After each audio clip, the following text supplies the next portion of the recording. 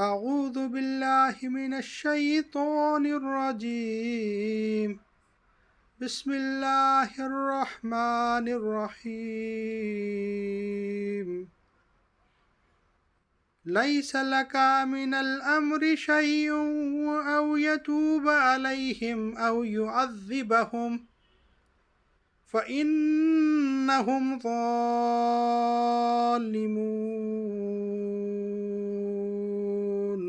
سورہ آل عمران آیت نمبر 128۔ حوالہ تیسر القرآن۔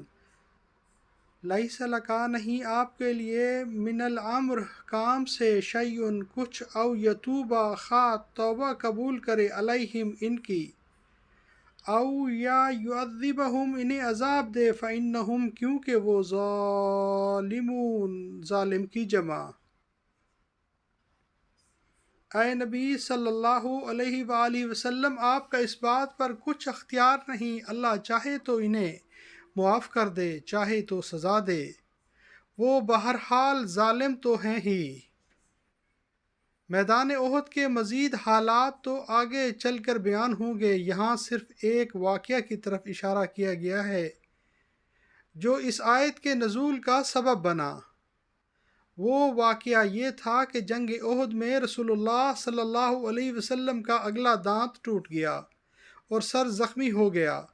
آپ صلی اللہ علیہ وسلم اپنے چہرے سے خون پوچھتے جاتے اور فرماتے، وہ قوم کیسے فلاح پائے گی جس نے اپنے نبی کا سر زخمی کر دیا اور دانت توڑ دیا، حالانکہ وہ انہیں اللہ کی طرف دعوت دے رہا تھا۔ تو اس موقع پر یہ آیت نازل ہوئی۔ مسلم کتاب الجہاد باب غزوہ احد۔ چنانچہ اس موقع پر چند نامور مشرکین کا نام لے لے کر انہیں بد دعا دی، مگر اللہ تعالیٰ کو کچھ اور ہی منظور تھا۔ چند ہی روز گزرے تھے کہ جن مشرکوں کے حق میں آپ صلی اللہ علیہ وسلم نے یہ بد دعا کی تھی، انہیں اللہ تعالیٰ نے آپ صلی اللہ علیہ وسلم کے قدموں میں لا ڈالا اور اسلام کے جانباز سپاہی بنا دیا۔ صدق اللہ العظیم۔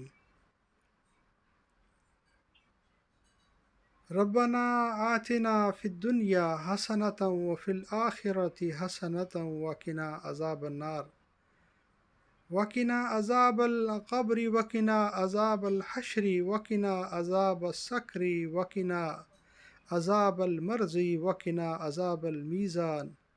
اللہم صلی علی محمد وعلی آل محمد کما صلیت علی ابراہیم وعلی آل ابراہیم انکا حمید مجید۔